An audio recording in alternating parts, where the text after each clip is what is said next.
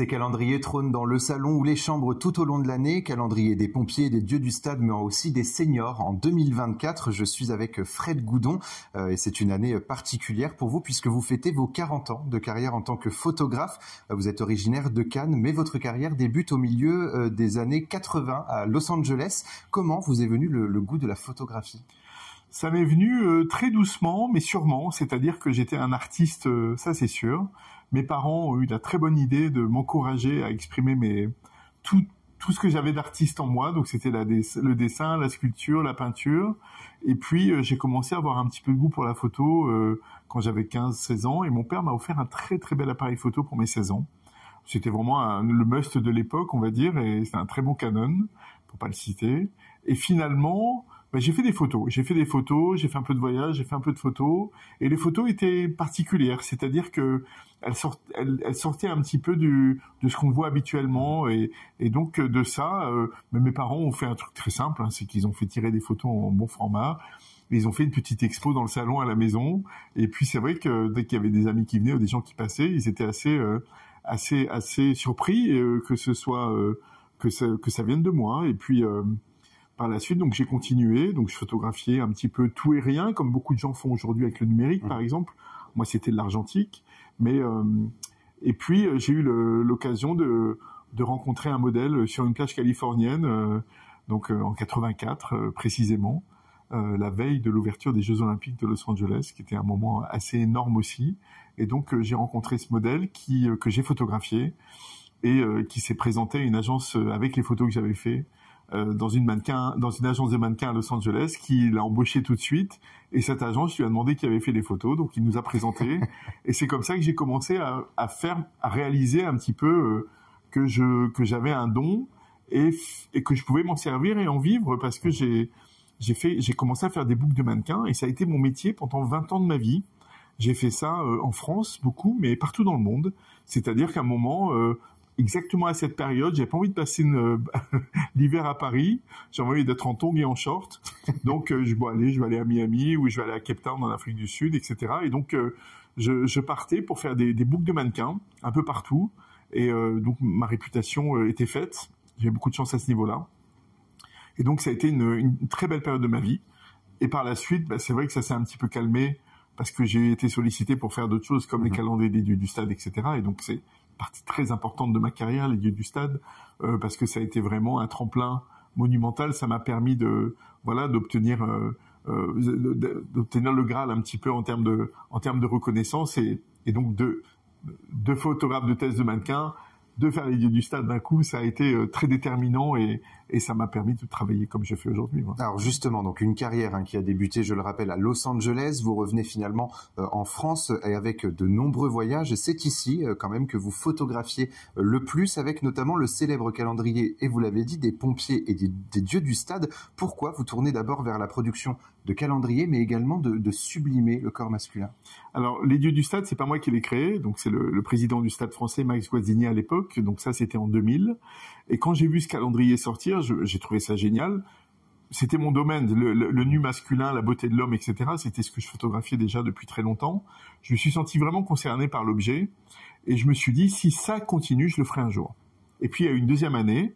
Donc forcément, ça a continué, et j'ai travaillé dans ce sens. C'est-à-dire que, au cours de mes voyages et de mon travail, j'ai fait des photos, j'ai fait un portfolio spécialement pour le présenter au président du Stade français de l'époque, en lui disant, voilà, je pense qu'on pourrait faire les dieux du stade ensemble. Par contre, le calendrier des pompiers, c'est votre... alors, le calendrier des pompiers, c'est venu largement plus tard. Donc ça, c'était en 2005. Et finalement, en 2005, je suis allé voir Max Guazzini, je lui ai présenté mon portfolio, et il m'a dit, vous faites les dieux du stade. Donc ça a été le démarrage de cette aventure-là. Et par la suite, je l'ai refait en 2014, 2015, 2016. Et c'est en 2016 que j'ai créé avec les éditions Flammarion le calendrier des pompiers. Voilà. Donc le processus et toute l'idée de ces calendriers. Mais entre-temps, j'en ai fait beaucoup pour le marché allemand, pour le marché américain, plein d'autres choses. Donc j'ai fait une quarantaine de calendriers en tout, qui se sont vendus dans le monde entier. Le calendrier des pompiers qui fête cette année ses 10 ans. La photographie est un art. Les artistes apportent chacun leur propre patte artistique, et dans la plupart de vos projets, mais pas tous, vos photos sont en noir et blanc. Pourquoi ce choix ? Alors, je fais beaucoup de couleurs aussi, mais le calendrier, c'est spécial. C'est-à-dire que c'est un objet artistique qu'on accroche sur un mur. Et je trouve que le noir et blanc apporte quelque chose d'un petit peu différent, une autre vision. Et c'est un peu comme de la poésie. Voilà, moi j'aime le labelliser de cette manière. Je trouve ça intéressant justement d'avoir quelque chose qui se différencie un petit peu d'un regard que l'on a naturellement. Et même si j'aime beaucoup, et je fais énormément de photos en couleur quand même. Alors, qu'est-ce qui est le mieux finalement pour sublimer le corps masculin entre le noir et blanc et la couleur? Qu'est-ce que vous aimez le plus? Ce qui est le mieux pour sublimer un modèle, c'est le modèle. Donc, voilà. Et ce qui compte le plus, c'est finalement l'interaction que je peux créer avec lui au moment de la photo. Et j'ai pas de goût en soi, j'ai pas de préférence.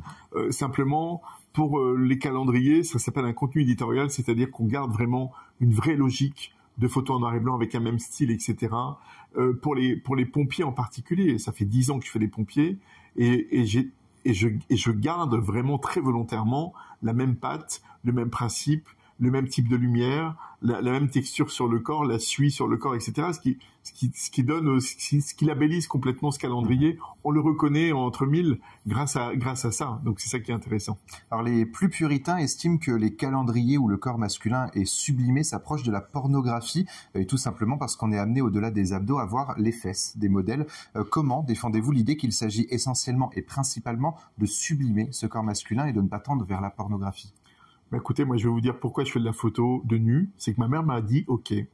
Dans ce sens que quand j'ai commencé à faire mon métier, j'ai commencé à faire du nu artistique et donc j'ai fait un déjeuner avec mes parents et je leur ai dit voilà, je vais avancer dans ce domaine-là. Qu'est-ce que vous en dites? Est-ce que vous préférez que je le fasse sous un pseudonyme avec un nom d'emprunt ou alors je le fais à mon nom, donc à votre nom? Et ma mère me dit va au musée d'Orsay, tu regardes le musée d'Orsay et tu fais tes photos à ton nom. Parce que le nu artistique est artistique. Donc c'est ça, vous défendez que c'est du nu artistique et non de la pornographie, comme beaucoup peuvent penser. Alors après, c'est une question de goût et de couleur. Hein. Les gens pensent ce qu'ils veulent. Moi, mon intention, elle est là. Alors pour fêter vos 40 ans de carrière, vous organisez une exposition en partenariat avec le centre LGBTQI+ de Paris et Île-de-France. Ça se passe du 26 novembre au 2 janvier 2025. Que va-t-on retrouver dans cette exposition? Alors ça a été compliqué parce que il y a un peu moins de 30 photos qui seront accrochés et qui représentent 40 ans de carrière. Donc bien sûr des photos des dieux du stade, une photo iconique des dieux d'un sportif qui s'appelle Sylvain Potard qui a été photographié nu de manière frontale. Donc à l'époque ça se faisait, mais en accord avec lui en premier. Le Stade français, les dieux du stade qui m'ont autorisé à aussi exposer cette photo. C'est une première aussi, cette photo n'a jamais été exposée. Donc voilà, on a un plaisir inouï à la présenter au public aussi, parce qu'elle n'était que dans un calendrier jusqu'à maintenant. Et alors dans cette exposition, donc il va y avoir du nu masculin, mais également une série inédite de photos plus intimistes et sensuelles, des clichés peu ou jamais exposés jusque-là. Pourquoi vouloir montrer une autre facette de votre art? C'est un tout. Je pense que la construction de mon travail, ce que les gens retiennent de mon boulot, c'est des photos qui ont été vues dans des couvertures de calendrier, couvertures de livres, etc. Et puis après, il y a des photos qui me tiennent à cœur parce qu'elles c'est émotionnel. Donc c'est des belles rencontres, c'est des moments qui ont été décisifs dans ma carrière. Ou voilà. Donc c'est vrai que c'était important pour moi de faire un petit peu ce mélange des genres un petit peu, mais ça reste toujours dans le même thème quand même. On est toujours axé sur la beauté masculine. Alors 40 ans de carrière, moi j'ai une question. Est-ce qu'on sublime le corps de la même manière en 2024 qu'on le sublimait en 1984? Non, je pense que la technique évoluant, peut-être qu'on a une autre vision. Et puis bon, moi c'est vrai que le travail aussi évolue. Donc c'est une façon de diriger les modèles que je photographie qui changent un petit peu, la façon de les éclairer aussi qui évolue certainement. Mais après, je reconnais ma patte quand même. Hein. C'est-à-dire qu'une photo que j'ai fait il y a 40 ans, une photo que j'ai fait aujourd'hui, je me sais que oui, voilà, exactement, je me fais pas dire. Voilà. Merci beaucoup Fred Goudon d'avoir répondu à mes questions pour Sensation. Donc je rappelle que vous êtes notamment le photographe officiel du calendrier des pompiers 2025, parmi également tant de livres et d'autres calendriers que vous avez publiés. Et il est important de rappeler cette exposition qui retrace vos 40 ans de carrière à découvrir donc au centre LGBTQI+ de Paris Île-de-France jusqu'au 2 janvier 2025. Votre actualité est à retrouver sur votre site fredgoudon.com ou sur votre Instagram Fred Goudon. Goudon tout simplement. Et tous nos podcasts et vidéos sont à retrouver sur notre site et notre application Radio Sensation.